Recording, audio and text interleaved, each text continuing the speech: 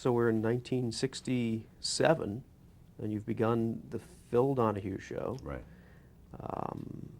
And you're starting to have some success in live, local broadcasting.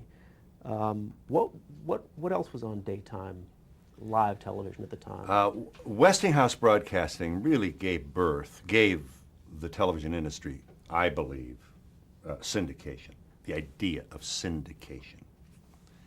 Well, you had three networks, 2.5 really then. CBS and NBC were the big networks. ABC was young and struggling. And you had, 600 television stations. Syndication was a marketing vehicle whereby product, as it was called, television shows, Highway Patrol maybe, or reruns, would be sold to stations one-on-one. Just salesmen would walk in. It's the most democratic form of commerce. Each station that carried my program negotiated the price, the terms, the arrangements, and each station decided where in their lineup they wanted to place this product. I mean, I'll tell you what else was good about that. If I get canceled by my station in Peoria, we could go across the street, and often did, and sell it to them. If you're on the network, one vice president, while he's shaving in the morning, can make a decision, and you're history. You're out of here. Boom, they flip a switch, and you're off all of the network television stations. That was very, very important to us. We didn't realize it at the time. But if our show had been born on any of the networks, we never would have survived. CBS television in 1967 at 10:30 in the morning is not going to feature an hour of Madeline Murray O'Hare. They're just not. Whether they might think about 7 minutes with a preacher telling her that she's going to hell if she doesn't believe in, whatever the balance they might think, I don't know, but certainly not. We kicked a lot of tires. We criticized the government for the Vietnam War. We criticized cigarette companies. Nobody else was doing this. Because we were a local show, we had nothing to lose. We had only one place to go, and that was up, and there was no guarantee we were going to go up. What were other people doing?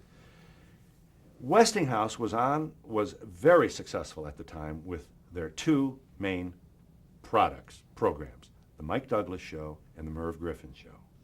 This was the first real expression of syndication of original television programs, and they were extremely successful. Mike and Merv did very well. Mike from Philadelphia, Merv from Hollywood. They had a band. They featured lots of variety acts, amusement, entertainment, comics, audience. You didn't see much, but occasionally, once in a while, they'd turn around, I guess. And us. So you've got Mike Douglas, Merv Griffin in syndication, and then after about 1.5 or 2 years as a local show, the effort was made to syndicate this program. And it wasn't easy, I'll tell you. We finally sold Cleveland. My own hometown bought the show. So I'm back on the air in Cleveland. I mean, it was thrilling. And then Miami Beach, or Miami. And we did very well in Miami. I asked you to know that we had over a 50 share. More than 50% of the people watching television were watching my program in the first rating book. That's how hot, that's the kind of hit we had in a local market. So we had a very ambitious general manager who said, why don't we sell this? So he got on the plane and he made calls. Most people said no, they couldn't understand. Well, can my viewers call in? No, your viewers can't call in because we're going to send you a tape. Well, if my viewers can't call, they're going to get angry because, and sure enough, when they did air it, the switchboard would, what do you mean I can't call in? There's a woman talking right now who called in. This is a tape recording, ma'am. I'm sorry. It's a what? You know, it was confusing, to be sure. There were people inconvenienced and upset by that. But somehow we got past this, what was thought to be this huge roadblock to our. Then we went on the air live in Cleveland, and we did take calls from Cleveland. But essentially, it took 10 years, really, to get the whole country. We were in probably 37 markets, and we were starting to get big names. And I remember Bob Hope would come in and do our show. And, how come you're not on in L.A.? You know, and we'd look at each other and say, yeah, how come we're not on in L.A.? Nor were we on in New York. They just couldn't figure this out, you know. No desk, no band, no couch, no, you know. What is this? People sitting on chairs. And the wives of the general managers would see the show. And maybe out of town or somewhere else. And they demand that their husbands buy this show. We were talking about them. We were talking about marriage, children, men, alcoholism, everything, all the things. Children who misbehave, children who want terrible twos. Ben Spock came in. Benjamin Spock, the pediatrician of the 20th century, came in often to help mothers, you know, figure out, why is my baby colicky and all that. So often we got support from the women that the male decision makers of what product they were going to buy, their wives would encourage them to buy Donahue. So that helped. That helped. But we really didn't. We weren't anything to talk about until you're not a hit until you become a hit in New York City. And we landed in New York City. I forget what year. Probably around, I don't know, 73, 74. And we finally landed on NBC at 9 a.m. And we did very, very well. I mean, because we weren't at all sure. Big old nasty New York. I mean, what a. And the next thing I knew, I was on the cover of Newsweek. Hot is what New York says is hot. It's interesting. It's just very interesting. Did you intentionally cater to a to a female audience, or did you just Yes. sort of find that's what was No, we knew. I mean, at the time. in the beginning? I mean, how did it sort of come about? That Well, in 1967, you could be a middle-class family with one income. In 1977, it got a little tougher. In 1987, it was probably impossible. You couldn't meet the demands of the family budget with just one income. And that's when increasing numbers of women went out of the house to work. And the phrases latchkey kids came into vogue, and a lot of guilt, a lot of discussions. What is this doing to our children? Feminists saying, well, why doesn't he stay home? I'll go to work. Some men did. Some roles were reversed. Great resistance and hostility to the women's movement. We had it all. We had it all. People calling and saying, I'm not a feminist, but we grew up with the feminist movement. We grew up with it. We were standing there. Just think of the cultural changes from 1967. You know, in 1967, when the Donahue Show premiered, there were ashtrays on elevators.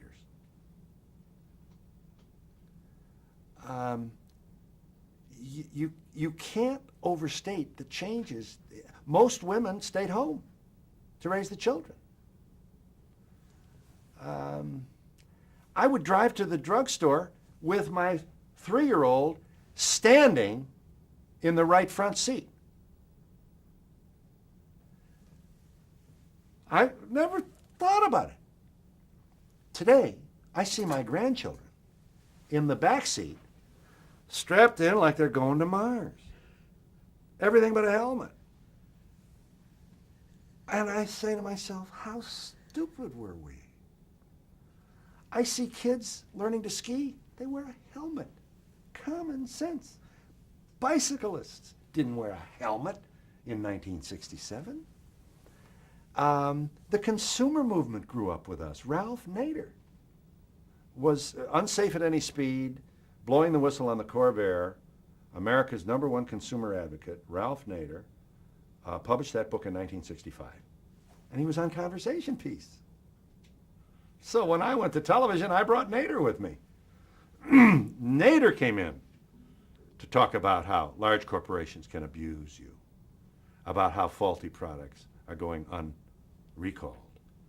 And suddenly we had a new word in the lexicon, recall. Nobody recalled anything in 1950s or 60s. So we grew up with the consumer movement. We grew up with the gay rights movement. We grew up with the anti-war movement. We grew up with the environmental movement. The last part of the 20th century, the time on which I was able to go out there in public, on television, and feature the people who had the most to say about these very compelling issues, had my name on it. It was a wonderful, wonderful 29-year odyssey. And I wouldn't, I just think I just feel very, very lucky, honestly. I don't know. I can't think of one thing I did to deserve it. Except for the possibility of hard work. Say what you want about us in our office. We were never lazy. Were there producers and or directors who Yeah. you worked with that were for long periods of time who were notable that you can tell us about? Well, when I first came to Channel 2, we began our program with Madeline Murray O'Hare, first aired, Madeline Murray O'Hare. My director and my producer, male, and the secretary was female. And as the weeks went by, she was making an awful lot of good suggestions. And we were suddenly in 6 cities, and then we're in 4, and then 8, and then 12, and then 10. So, but we're getting bigger now. We're growing. Midwest, Cincinnati, Cleveland, Detroit, St. Louis, Miami, Atlanta. Do you remember her name, the secretary? Yes, I certainly do. She was with me to the end. And in the end, she was the executive producer. Probably we were too slow to see her talent, but no, she became then the head of the whole thing. Her name is Pat McMillan. She brought her bright light to our effort. She knew what these women were talking about. We put male strippers on. We're the first program to feature male strippers. I'd like to tell you it was my idea. It wasn't. In fact, when it was suggested by a woman, I didn't know. First thing I said, well, where are you going to put the microphone? And then, when they're not stripping, I mean, what do we talk about? I mean, I didn't want to go near this program. And, I thought, well, I can't be Mussolini here. I mean, if they think it's good, I owe it to them. I mean, I have no morale if I just turn everything down. I walked out there for that show, and I'm telling you, I couldn't believe that audience. They screamed nonstop for 60 minutes. They laughed. They asked questions. And they included your mama, your wife, your grandmother, and your baby sister too. And these guys who all pump iron all day long anyway, they came out, tore it off, one guy set fire to his jockstrap. Set fire to his jockstrap. That was the finish of the act. I thought to myself, well, holy cow, I hope they're not watching at Our Lady of Angel. We were naughty. We were naughty before Howard Stern. Anybody ever heard of shock jocks or so much of, the kind of scatological stuff that has developed? We were never, we never featured nudity or anything like that, but we were naughty, and we got our mail, and we had sponsors cancel. I remember Bob Evans Farm Sausage. It's a syndicated, very successful businessman. The general manager showed me the letter. It was about our show. And he said, right in there, flatly, I will, we had Jane Fonda on. Jane Fonda, tie-dye t-shirt, long hair, with, protesting the war. Protesting the war. Next day comes from Bob Evans a letter, I will not sponsor any programs that tear down America. Simple for Bob Evans. No problem here. If you tear down America, he won't sponsor you. Now this is what we were dealing with. We featured a man on who said all automobile dealers are crooks. He said that right on my show. How did the network respond to its sponsors pulling out, or the syndicators? Everybody, all the automobile dealers in Dayton canceled not only my show but the whole station. Canceled.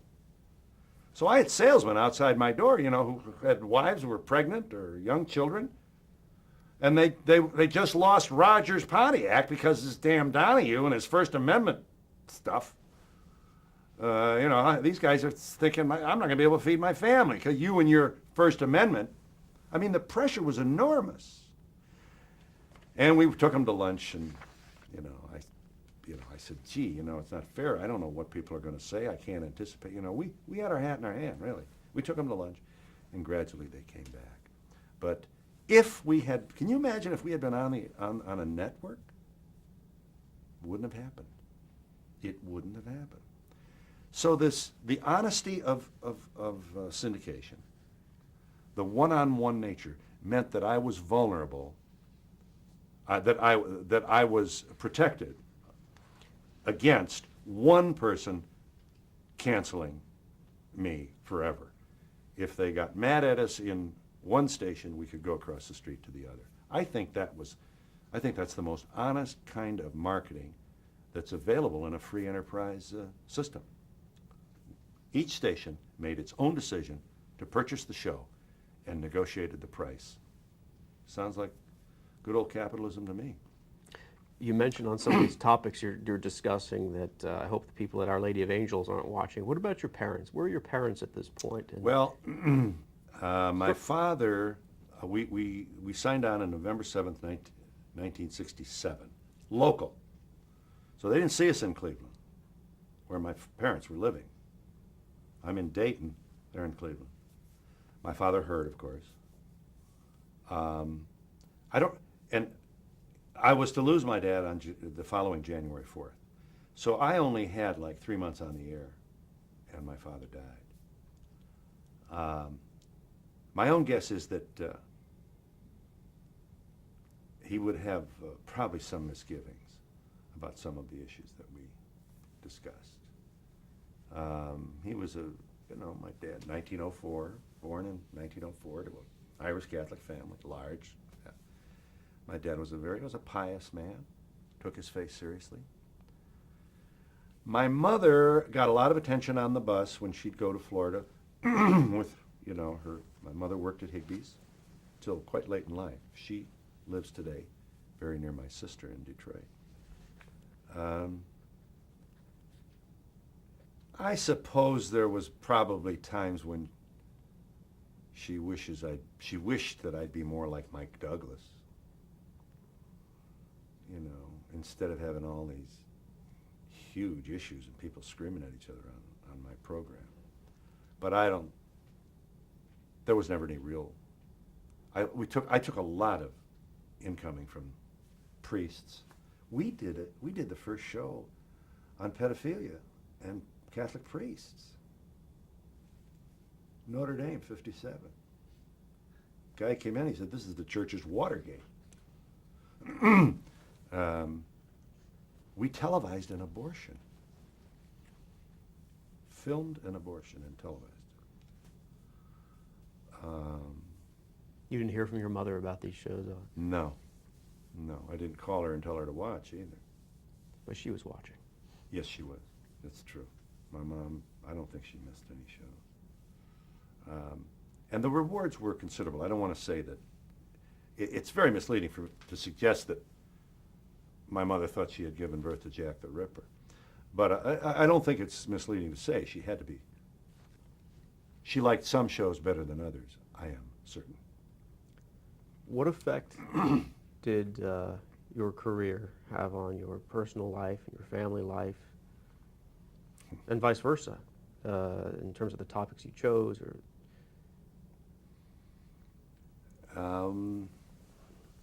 Well, I enjoyed discussing religion. Just fascinated by it. I became more and more fascinated as I looked at myself. What is this? And I began to examine my own religion, and I began to review how much horror and mayhem has been inflicted on innocent people in the name of the Prince of Peace. Wars have been fought. I came to the conclusion that praising the Lord and passing the ammunition were mutually exclusive ideas. I came to the conclusion that God is not up there waiting for me to bless myself so I can sink a foul shot. That God is not Santa Claus looking down, waiting to reward me for good and punish me for evil. That God is not an egomaniac saying, you better pray for me, and you better pray to me and adore me, or I'll show you trouble. We've really kind of been unfair to God. I've been through quite a journey, and it hasn't been agonistic. It's been exciting. Things I wasn't encouraged to wonder about are now just, I graduated from Notre Dame. I do not speak for all Notre Dame grads. I was in the business program. I have a business degree from Notre Dame. I didn't really know when I graduated from Notre Dame. I didn't know who Charles Darwin was. I had no idea what natural selection meant. Pre-Cana conference, the marriage instruction in our senior year at Notre Dame in 1957. They'd bring in a married couple, Catholic married couple with 12 kids, who would talk to us about the joys of blah, blah, so on. But essentially, the lesson to the males, only men at Notre Dame at that time, we didn't go co-ed till the 70s, all men, and the message was, get the secret of success in marriage and in life. Find a good woman. Pretty simple. Find a good woman. Remember that. So, feminists were later to rail on my show about why is it that they have to be responsible in the back seat in a high school date? Why is it that the women have to be responsible for proper behavior and avoiding sin and so on? Why don't the men take equal responsibility? We went through, so with my background, can you imagine coming from Notre Dame and interviewing Gloria Steinem and Germaine Greer, one of the leading feminists from Europe, who had all kinds of, she was powerful. And she excited the women who were watching my program, and made many of them angry, as your show started to become more and more successful, and you worked very hard, as you said, and spent a lot of time, presumably, on building this show and this career, did it have an impact on your marriage and with your relationship with your children and on your personal life? Right. It certainly did.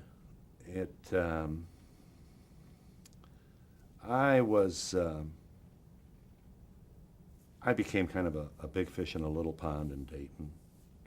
Certainly people knew who I was. Everybody wanted to either complain or talk about something we had done.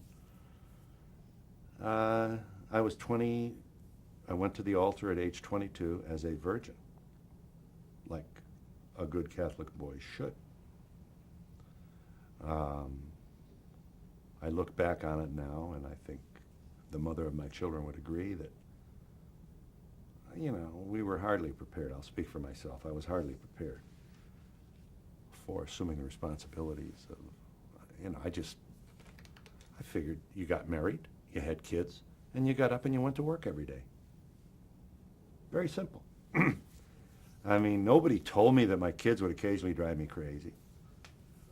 Nobody told me that, nobody really helped me understand the enormous burden of 5 children in 6 years on one person, a woman who was home while her husband's out there interviewing all these exciting people. And the women from our suburban Centerville, Ohio neighborhood were starting to get a little feminist themselves, wanting to know why aren't they getting more help from their husband. Gloria had it right as far as they were concerned. And it was also at this time that, that we tried to, a group of Catholics in Centerville tried to stop the construction of our church. We didn't think God was into brick and mortar. We think God was into overhead projectors for the Catholic school downtown in the poor inner city neighborhood that had so much inferior equipment while the suburban kids had so much. So we were politically active, and all those kids, and pretty soon, it was around 1970, 72, it was very clear how unhappy was the mother of my children. And the divorce took place, I think, in 75. And it wasn't long before I was living with all 4 of my sons in Winnetka, Illinois, a very Republican, white, nuclear family community. And here I am, this freak with no wife and 4 sons. Where's Mrs. Donahue? My neighbor asked me. I said, well, I'm a single parent, I would say. Sounds better than divorced, And, I learned that there is no Aunt B. There's no housekeeper out there that's gonna, they all bring their shoulds. Jimmy should eat his peas. And I said, well, just don't pay any attention to him. Well, but I see the peas on his plate. I was interviewing, and they'd all last like a week and a half, It was wild. I mean, really. I mean, if you can imagine me doing a show, and I'm not at all suggesting that I did a wonderful job, but they're all alive. We survived. We survived. And it was much later, in 1980, that my children accompanied me to California for the wedding of their father to Marlo Thomas. The wedding took place in the living room of Miss Thomas's home, owing to Mr. Donahue's non-candidacy for a Catholic nuptial. I was a divorced Catholic, and I did not seek an annulment because I didn't want to have to, first of all, I didn't want to spend $700 with 5 strange men behind a closed door to decide whether or not I knew what I was doing when I got married in 1958. This is literally what they do. And then what? Then what? I go tell my kids that the marriage out of which they came never happened? So it's just another barbarity, I thought, from an old-fashioned church that just refuses to see the pain that they're inflicting on people unnecessarily. So I married outside the church. No choice. We'll jump ahead to, we'll get to that later, your second marriage. Let's just spend the last minute talking about celebrity and what it meant, and when did you first realize you became a celebrity, and what did it mean to you? Oh, How did your life change? What does it mean? Well, first of all, it's fun. It's fun. What is? Give me. It's fun being a celebrity.